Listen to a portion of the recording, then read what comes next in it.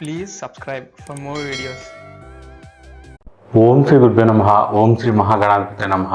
గాయత్రి జ్యోతిషం యూట్యూబ్ ఛానల్ని ఎంతగానో ఆదరిస్తున్న ప్రేక్షకులందరికీ కూడా మా కృతజ్ఞతలు తెలియజేసుకుంటున్నాం. ఈరోజు ఈ వీడియో ద్వారా గురువు ఒక రాశి నుంచి ఇంకో రాశికి మారిపోతున్నాడు. మనకి ఎప్పుడు కూడా 4 గ్రహాలు అనేవి చాలా లేటుగా మారుతాయి అన్నమాట. రాహు, కేతువు, శని, గురువు. రాహు, కేతువు 18 నెలలకు ఒకసారి ఒక రాశి నుంచి ఒక రాశికి మారుతారు. శని 2.5 సంవత్సరాలకు ఒకసారి ఒక రాశి నుంచి ఒక రాశికి మారుతాడు. అయితే గురువు మాత్రం సంవత్సరానికి ఒకసారి ఒక రాశి నుంచి ఒక రాశికి మారుతాడు. అలా ఈ సంవత్సరంలో గురువు మే 1వ తేదీన మేషరాశి నుంచి వృషభ రాశిలోకి మారబోతున్నాడు. తప్పకుండా ఈ ప్రధాన గ్రహాలు మారినప్పుడు ఒక వ్యక్తి జీవితంపై దాని ప్రభావం అనేది పాజిటివ్గాను నెగిటివ్గాను ఉంటుంది. అయితే గురుబలం ఉంటే ఎలా ఉంటుంది, గురుబలం లేకపోతే ఎలా ఉంటుంది అనేది క్లుప్తంగా తెలుసుకుందాం అన్నమాట. ఒక వ్యక్తికి గురుబలం కనుక ఉన్నట్లయితే ఆ వ్యక్తి జీవితం అనేది చాలా సాఫీగా వెళ్ళిపోతుంది. సాఫీగా వెళ్ళడం అంటే అతను ఉన్న ఇంట్లో పుట్టినా లేని ఇంట్లో పుట్టినప్పటికీ కూడా తన జీవితం చదువు చక్కగా సాగుతుంది. కాస్త ఇబ్బంది పడ్డా చుట్టూ ఉన్న వాళ్ళందరూ కూడా కష్టపడి ఇతను ఒక్కనే చదివిస్తారు. ఇతనికి వాళ్ళకి స్థాయికి తగ్గ కంఫర్ట్స్ ఇస్తారు, ఇచ్చి ముందుకు పంపిస్తారు. ఇతను కూడా ఒక వయసు వచ్చేసరికి మంచి సెటిల్మెంట్ అయ్యి వాళ్ళందరినీ చూసుకునే అవకాశం ఉంటుంది. టైంకి మ్యారేజ్ అవుతుంది, టైంకి పిల్లలు పుడతారు, టైంకి పిల్లలు పెద్ద అవడం, ఇతనికి కూడా ఉద్యోగంలో ప్రమోషన్లు అయి రావడం, తల్లిదండ్రులను పిల్లలు చూసుకోవడం, ఒక మరణం వరకు కూడా ఆ వ్యక్తి జీవితం సాఫీగా వెళ్ళిపోతుందంటే ఆ వ్యక్తి యొక్క జాతకంలో గురువు అత్యంత శుభకరుడుగా ఉన్నాడని అర్థం అనమాట. అలా కాకుండా ఒక వ్యక్తి జాతకంలో గురుబలం లేదనుకోండి, ఆ వ్యక్తి పుట్టిన కాడి నుంచి కూడా చాలా నలిగిపోతాడు.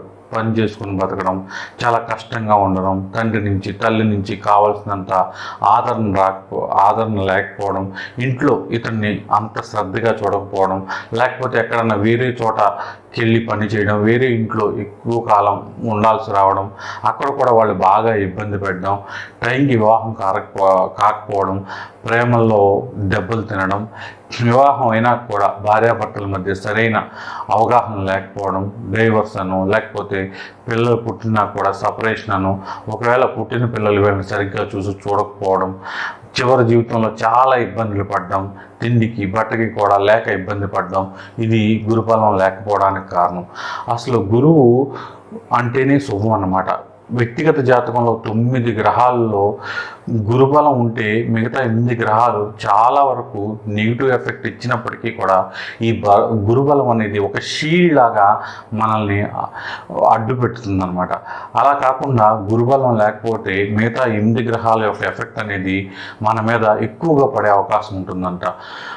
అలాగే ఒక వ్యక్తి ముందు తాగడం, ఒక అర్థం పర్థం లేని జీవితం గడపడం, అతను పుట్టి ఎవరికి ఉపయోగం అనేలా బతకడం, ఇదంతా కూడా గురుబలం వల్లే జరుగుతుంది. ఒక వ్యక్తి జీవితంలో టైంకి పెళ్లి కాకపోవడం, పిల్లలకు పుట్టడం పోవడానికి కూడా గురువే కారణం. అలాగే అత్యంత దురదృష్టకరమైన షుగర్ వ్యాధి వచ్చిందంటేనే చాలా భయం, ఏది తింటాకుండదు. అలాంటిది చాలా తొందరగా జీవితంలో అంటే ఏంటంటే చిన్న వయసులోనే వచ్చేయడానికి కారణం కూడా గురుబలం లేకపోవడమే. అన్నీ ఉన్నప్పటికీ కూడా మనకంటూ కాస్త అన్నం పెట్టేవాళ్ళు, మనల్ని కొంచెం తిన్నావా అని అడిగేవాళ్ళు, ఎన్ని ఆస్తులు ఉన్నప్పటికీ కూడా ఇలాంటి వాళ్ళు లేకపోవడానికి కూడా గురుబలం లేకపోవడమే కారణం. అలాగే ఉద్యోగంలో ప్రమోషన్లు, లేకపోతే సహోద్యోగులతో ఉన్న రిలేషన్లు సరిగ్గా లేదంటే గురుబలం లేకపోవడమే. అలాగే మనకి చాలా వరకు తెలివితేటలు ఉంటాయి, తిమ్మిని బొమ్మని చేయగలం, ఏదైనా చేయగలం, కానీ వాటి వల్ల మనకి ఏ యూజ్ ఉండదు, మనకి ఎటువంటి డెవలప్మెంట్ ఉండదు. మన తెలివితేటలన్నీ పక్కనోడికి ఉపయోగపడతాయి. ఎందుకు పనికిరాడు, మనకన్నా తక్కువ చదువుకున్న వాళ్ళు కూడా పైకి ఎదుగుతున్నారు, మనం ఎదగట్లేదు అనే బాధ కూడా ఎక్కువగా ఉండడానికి కారణం కూడా ఆ వ్యక్తి జీవితంలో గురుబలం లేకపోవడమే. మంత్ర సిద్ధి కలగాలన్నా అంటే మీరు ఏదన్నా మంత్రం చదివితే అది పనిచేయాలన్నా, లేదంటే శ్లోకాలు ఏమన్నా చదివినప్పుడు అవి మనకి పనిచేయాలన్నా, సత్యనారాయణ స్వామి వ్రతాలు, 7 శనివారాలు, ఇలా సోమవారాలు చేసిన, గురువారాలు చేసిన మనకి అవి కలిసి వస్తున్నాయంటే గురుబలం ఉంటే కలిసి వస్తాయి. గురుబలం లేకపోతే ఎన్ని పూజలు చేసినప్పటికీ కూడా ఏ యూజ్ ఉండదు, మన జీవితంలో ఏ చేంజ్ ఉండదు. మతం మారిపోవడం, అన్ని మతంలోకి వేరే మతాల్లోకి వెళ్ళిపోవడానికి కూడా గురుబలం లేకపోవడమే కారణం. గురుబలం లేని వ్యక్తులే వేరే మతంలోకి వెళ్ళిపోతూ ఉంటారు. అలాగే మనకి అప్పుల పాలవ్వకుండా కొంత బ్యాంక్ బ్యాలెన్స్ ఉండడం, ఇంట్లో అనారోగ్య సమస్యలు తక్కువగా ఉండడం, ఉద్యోగంలో ప్రమోషన్లు రావడం, ఇవన్నీ చక్కగా జరగాలన్నా గురుబలం అనేది చాలా చాలా అవసరం. గురువు అంటే కంఫర్ట్. ఒక వ్యక్తి జీవితం చాలా కంఫర్ట్గా వెళ్ళిపోతుందంటే గురుబలం ఉండడం, కంఫర్ట్ లేదు అంటే గురుబలం లేకపోవడం. భార్యాభర్తల మధ్య ఇప్పుడు కూడా గొడవలే జరుగుతున్నాయి అంటే గురుబలం లేకపోవడమే కారణం. ఇప్పుడు కూడా మనం వివాహం చేసేటప్పుడు భార్యకో భర్తకో గురుబలం ఉండేలా చూసుకోవాలి. గురుబలం ఉందంటే ఆ వ్యక్తికి జ్ఞానం ఉంటుంది, తన సంసారాన్ని నిలబెట్టుకోవాలన్న బాధ్యత ఉంటుంది, సంఘంలో భయం ఉంటుంది. ఒకవేళ ఏదైనా గొడవ పెట్టుకుంటే బయట వాళ్ళు ఏమనుకుంటారా అనుకుని ఇంకో భార్య భర్త ఎవరొకరు సరిగ్గా లేకపోయినప్పటికీ కూడా ఇతను సర్దుకుపోతూ ఎలాగోలా మార్చుకునే ప్రయత్నం చేస్తాడనమాట. అలా కాకుండా గురుబలం ఇద్దరికీ లేదంటే మాత్రం వాళ్ళకి అసలు సమాజం అంటే భయం ఉండదు, విచ్చలవిడితనం ఉంటుంది, ఎలా పడితే అలా ఉంటారు ఎవరొకరు. ఆ మ్యారేజ్లు బ్రేక్ అయిపోవడం జరుగుతూ ఉంటుంది అన్నమాట.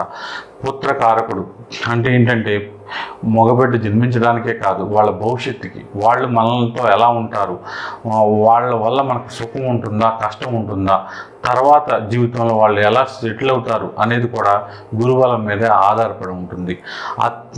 అత్యంత ముఖ్యమైన గురువు ఈ సంవత్సరం వృషభ రాశిలోకి రావడం వలన ఈ సంవత్సరం అంతా కూడా మీకు ఎలా ఉండబోతుంది, ప్రత్యేకించి మీ రాశికి ఎలా ఉండబోతుంది అనే విషయాన్ని మనం ఈ వీడియో ద్వారా తెలుసుకుందాం. ఇక మిథున రాశి వారికి సంబంధించి మే 1వ తేదీన లాభస్థానంలో ఉన్న గురువు వ్యయ స్థానంలోకి వెళ్తున్నాడు. అయితే ఏంటంటే ఇప్పటి వరకు లాభస్థానంలో ఉన్న గురువు మీకు చాలా వరకు మంచి ఫలితాలు ఇచ్చాడు. అయితే వ్యయంలో గురువు పెద్దగా అనుకూలించడు, కొంతవరకు బ్యాడ్ ఫలితాలు ఇస్తాడు. అయితే ఆ బ్యాడ్ ఫలితాలు అనేవి అందరికీ ఒకేలాగా ఉంటాయా మిథున రాశిలో జన్మించిన వాళ్ళకంటే? ఖచ్చితంగా కాదు. వ్యక్తిగత జాతకంలో గురుబలం ఉన్న వాళ్ళకి మాత్రం తప్పకుండా కొంతవరకు అవి తట్టుకునేలా ఉంటాయి, పెద్ద ఎఫెక్ట్ చూపించవు. వ్యక్తిగత జాతకంలో కనుక గురుబలం లేదు అనుకున్న వాళ్ళకి మాత్రం ఆ ఫలితాలు చాలా ఇబ్బందికరంగా ఉంటాయి. ఇప్పుడు మనం వ్యక్తిగత జాతకంలో గురుబలం ఉంటే గురువు తనున్న స్థానం నుంచి 5, 7, 9 దృష్టితో మిగతా స్థానాలను చూస్తాడు. దాని ప్రకారం మీ చతుర్థ స్థానాన్ని, షష్టమ స్థానాన్ని, అష్టమ స్థానాన్ని చూస్తున్నాడు. అయితే ఒక రూల్ ఉందన్నమాట. గురువు పాపగ్రహం అయినప్పుడు తను ఉన్న స్థానాన్ని పాడు చేసుకుని చూసే స్థానాలకు మాత్రం చాలా వరకు మంచి ఫలితాలు ఇస్తాడని. ఇది ఎవరికి? వ్యక్తిగత జాతకంలో బలం ఉన్న వాళ్ళకి. అలాగే దశ అంతర్దశలు కొంతవరకు గురువుతో శని కలిసి ఉండడం, గురువుతో రాహువు కలిసి ఉండడం, రాహువులో శుక్రుడు, శుక్రుడిలో శని, దశ అంతర్దశలు జరిగే వాళ్ళకి మాత్రం ఇది వర్తించదు. వాళ్ళకి ఆ దశ అంతర్దశలు అయ్యే వరకు కూడా పాప ఫలితాలు వచ్చే అవకాశం ఉంటుంది. ఆ దశలు కాకుండా సాత్విక గ్రహాలైన చంద్రుడు, బుధుడు, శుక్రుడు, రవి ఈ దశలు అంతర్దశలు జరిగితే మాత్రం ఖచ్చితంగా మంచి ఫలితాలు వచ్చే అవకాశం ఉంటుంది. అయితే ఇక్కడ గురువు కనుక మీకు అనుకూలంగా ఉన్నట్లయితే వ్యక్తిగత జాతకంలో 12వ స్థానంలో గురువు ఉన్నప్పటికీ కూడా 12వ స్థానం అనగానే ఖర్చులు, విదేశీయానం, సీక్రెట్ అఫైర్స్, హాస్పిటలైజేషన్, అప్పులు, నిద్ర లేకపోవడం, మనోవేద, అనవసర ప్రయాణం, అలాగే మనం ఇంతవరకు చేసిన తప్పులు, లేకపోతే మనం ఎవరికైనా షూరిటీ పెట్టేసిన సంతకాలు, ఎప్పుడో వదిలిపోయింది అనుకున్న దరిద్రం మళ్ళీ చుట్టుకోవడం, ఇలాంటివన్నీ కూడా ఎక్కువగా బాధ పెట్టే అవకాశం ఉండదన్నమాట. ఒకవేళ ఇలాంటివన్నీ వచ్చినప్పటికీ కూడా కొంతవరకు అవి తట్టుకునేలా ఉంటాయి.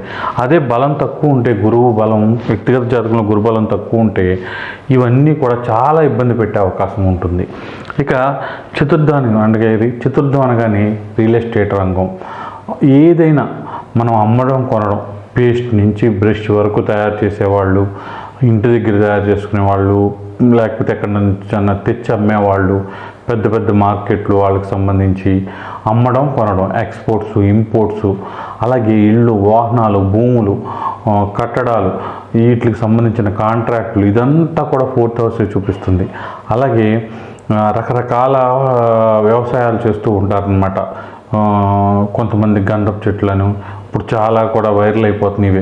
వీటి మీద పెట్టండి, ఓ 10 ఏళ్ల తర్వాత ఆ చెట్లు ఏ తుఫాన్కి పడిపోకపోతే మీకు కోట్లు వస్తాయని. కాబట్టి ఆ తుఫాన్కి పడిపోకుండా ఉండే అవకాశం ఉంటుంది ఇప్పుడు పెట్టుబడి పెడితే. ఒకవేళ గురువు సరిగ్గా లేకపోతే చాలా వరకు అలాంటి పెట్టుబడులన్నీ కూడా మీకు చాలా నష్టాన్ని తెచ్చిపెట్టే అవకాశం ఉంటుందన్నమాట. ఇక షష్టమ స్థానాన్ని చూస్తున్నాడు గురువు. షష్టమ స్థానాన్ని చూస్తున్నప్పటికీ కూడా గురువు వ్యక్తిగత జాతకంలో బలంగా ఉంటే, షష్టమ స్థానం అనగానే శత్రుపీడలు, రుణబాధలు, ప్రమాదాలు, గైనికల్ సమస్యలు, ఉడుకు వ్యాధులు, ఏదో ఒక దెబ్బ తగలడం, ఎప్పుడు కూడా చిరాకు, మనశ్శాంతి లేకపోవడం, గ్యాస్ నొప్పు, తలనొప్పు, కాళ్ళ నొప్పులు, ఏదో నొప్పులు ఎప్పుడు వస్తూనే ఉంటాయి అన్నమాట. అలాంటి సంబంధించిన స్థానాన్ని గురువు చూడడం వలన వ్యక్తిగత జాతకంలో గురుబలం ఉంటే వీటి నుంచి చాలా వరకు విముక్తి కలిగి వాళ్ళ పని వాళ్ళు చేసుకోవడం. ఇది దొంగ నాటకాలు ఆడకుండా నిజంగా వచ్చే వాళ్ళకి కొంచెం బయటకు వెళ్ళడం, వాళ్ళ వర్క్ వాళ్ళు చేసుకోవడం. ఇప్పుడు వరకు ఏమన్నా ఆ బాధలతో బాధపడుతూ ఉన్నా ఖచ్చితంగా వాళ్ళు అందు నుంచి బయటపడి చాలా వరకు హెల్దీగా మారే అవకాశం ఉంటుంది.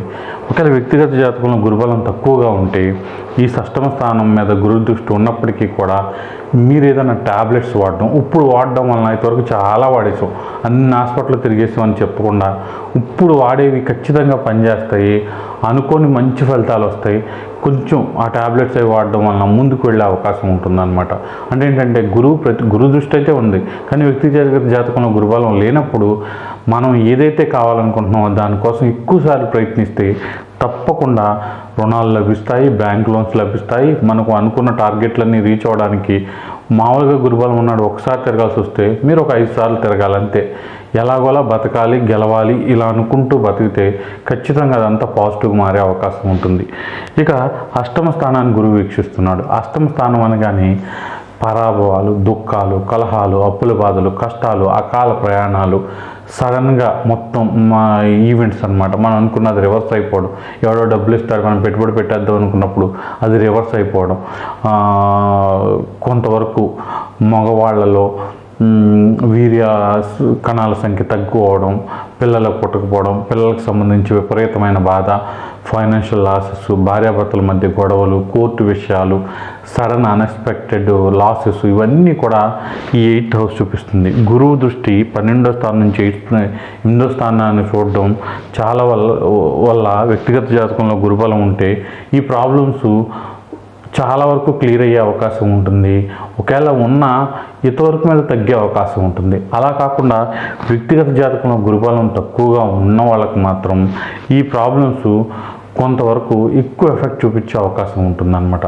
కాబట్టి ఎవరికైతే వ్యక్తిగత జాతకంలో గురుబలం తక్కువగా ఉంటుందో వాళ్ళు ఇప్పుడు గురువుకు సంబంధించిన ఆరాధన చేసుకున్నా, పరిహారాలు చేసుకున్నా మీకు ఈ వ్యక్తిగత జాతకంలో గురుబలం పెరిగే కొద్దీ గోచారంలో కూడా గురుబలం పెరుగుద్ది. గోచారంలో కూడా గురువు కొంతవరకు అనుకూలించి మేలైన ఫలితాలు అనేవి వచ్చే అవకాశం ఉంటుంది. స్వతహాగా గురువు అత్యంత శుభగ్రహం కాబట్టి తను ఎప్పుడు కూడా శుభ ఫలితాలే ఇస్తాడు. అయితే ఆ శుభ ఫలితాలు ఎక్కడ ఆగిపోతున్నాయి అంటే తను ఉన్నది 12వ స్థానం కాబట్టి 12వ స్థానం ఎప్పుడు కూడా పాప ఫలితాలు ఇస్తూ ఉంటుంది కాబట్టి ఆ స్థానం ఇచ్చే పాప ఫలితాలను ఆపడానికే సరిపోద్ది అనమాట. తనకి మిగతా మనకి శుభ ఫలితాలను ఇవ్వకుండా నష్టం రాకుండా చూస్తాడు. ఉన్న చోట నుంచి ఇంకా ఎదగడానికి అవకాశం లేకుండా అయిపోతుంది. కాబట్టి ఈ టైంలో కనుక మీరు గురువు ఆరాధన బాగా చేసుకుంటే ఈ 12వ స్థానంలో ఉన్న గురువు యొక్క బలం పెరిగి చాలా వరకు మేలైన ఫలితాలు వస్తాయి. ఇప్పటి వరకు ఎన్నో చోట్ల మీ సమస్యకు పరిష్కారం కోసం వెతికి అనేక డబ్బులు పోగొట్టుకుని అలసిపోయారా? ఇక మీ సమస్యలు ఎట్టి పరిస్థితుల్లోనూ తీరవనుకుంటున్నారా? అయితే ఒక్కసారి మీకు ఎటువంటి సమస్య ఉన్నా సరే గాయత్రి జ్యోతిషాలయాన్ని సంప్రదించండి. అసలు మీ సమస్యకు కారణమైన పాపగ్రహాలని కనిపెట్టి అవి పెట్టే బాధలకు దశమహావిద్యల ద్వారా, అలాగే ఇప్పుడు ఎంతో ఫేమస్ అవుతున్న సీక్రెట్ బుక్ మెథడ్ ద్వారా మీకు 100% సొల్యూషన్ కేవలం 2000 రూపాయలకు అందిస్తాం. మరి ఎటువంటి ఫీజు కూడా మీ నుండి ఎక్స్ట్రా వసూలు చేయం. కేవలం 40 నుంచి 60 రోజుల్లోపు మీ సమస్యకు 100కు 100% పరిష్కారం దొరుకుతుంది. దానికోసం మీరు మీ పుట్టిన తేదీ, పుట్టిన సమయం, పుట్టిన ఊరి వివరాలను 9160803649 అనే నంబర్కు వాట్సాప్ ద్వారా పంపించి గూగుల్ పే లేదా ఫోన్పే ద్వారా 2000 రూపీస్ పే చేసి స్క్రీన్ షాట్ని అదే నెంబర్కి వాట్సాప్ ద్వారా పంపండి. కేవలం 10 రోజుల్లోపు ఒకరోజు ముందుగా మీకు టైం ఇన్ఫామ్ చేసి ఆ టైంకి మేము ఫోన్ చేసి మీ సమస్యకు పరిష్కారం తెలుపుతాం. 100% మీ సమస్యకు పరిష్కారం దొరుకుతుంది.